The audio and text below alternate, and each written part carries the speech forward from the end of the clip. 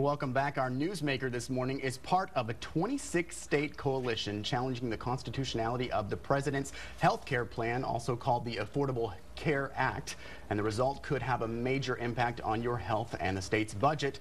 Texans re-elected Greg Abbott as the 50th Attorney General of Texas in November. He's a former Texas Supreme Court Justice, and now he's the state's chief law enforcement. Good morning, Attorney General. Thanks for joining us. My pleasure. Well, I have a question.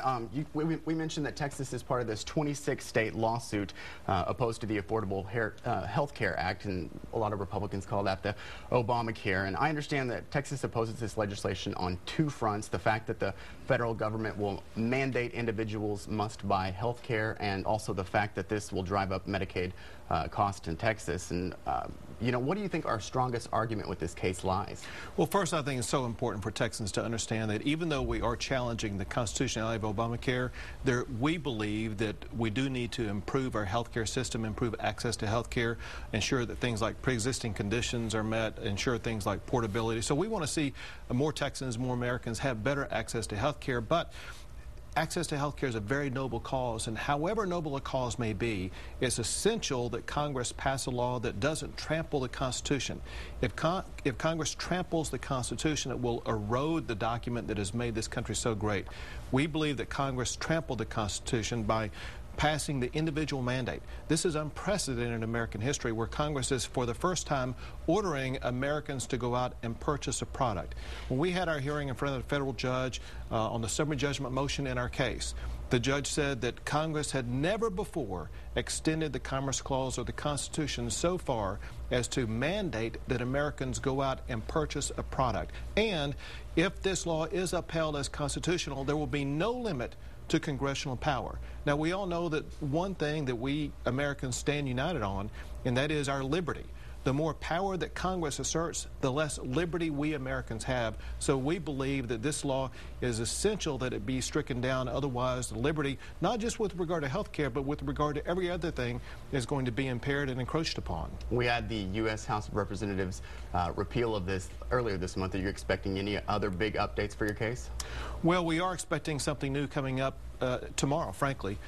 We got a heads up on Friday that it looks like the federal judge may be issuing a ruling tomorrow in our case, and based upon comments made by the judge before this time, we believe the federal judge in our case is going to agree with the federal judge in Virginia, and that is that Obamacare is unconstitutional to the extent that it has the individual mandate imposing the requirement that all Americans go out and purchase health care insurance. All right. Well, the latest statistics suggest that 100,000 Texans with disabilities are on waiting lists for community-based Medicaid waiver programs. Do you see a more effective way of addressing the Medicaid situation? I know that first of all, there are many people, whether they be people with disabilities or other people who desperately need access to health care. And what we as Texans and Americans need to get about the job of doing, and that is finding the right way to address their health care needs without imposing an individual mandate or pursuing other methods that violate the Constitution.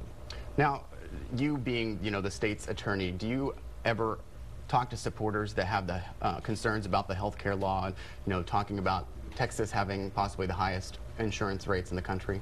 Well, frankly, I have spoken to people across the state of Texas, primarily people involved in the medical industry, doctors, for example, from McAllen to Midland and places in between.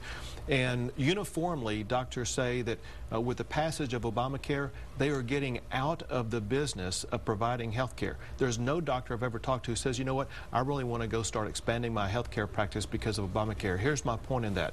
A key purpose behind Obamacare, a key goal or intent, was to expand access to health care.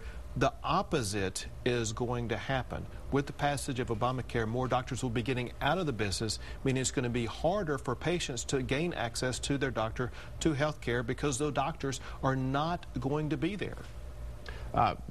We've had a lot of announcements lately from different officials here in Texas. It seems like you're the only one who hasn't said he's thrown his hat in the ring for anything else. Have you made up your mind about what you're doing with your future? Oh, I absolutely have made up my mind, and that is that I'm going to focus 100% of my attention on the next 5 months, making sure that we help the state of Texas and the people of this state deal with the tough budget we're dealing with, deal with the challenges of Obamacare, deal with the challenges of other federal mandates such as the EPA trying to dictate orders to the state of Texas, despite the fact that the state of Texas on its own has done a better job than most other states with regard to reducing air pollution. So my commitment is to be fighting every single day for the needs of our fellow Texans. No possible run for lieutenant governor or governor?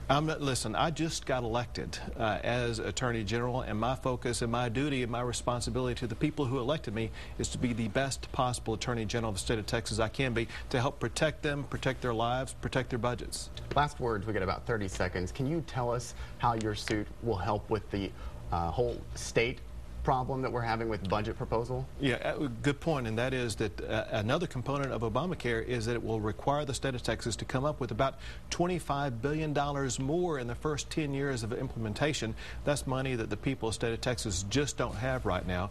And so another prong of our fight is to prevent our fellow Texans from being taxed more to pay for health care. All right, well, appreciate you being with us today. Thank you very much. My pleasure, thank you. All right, and up next, our On Politics panel hammers out health care cuts.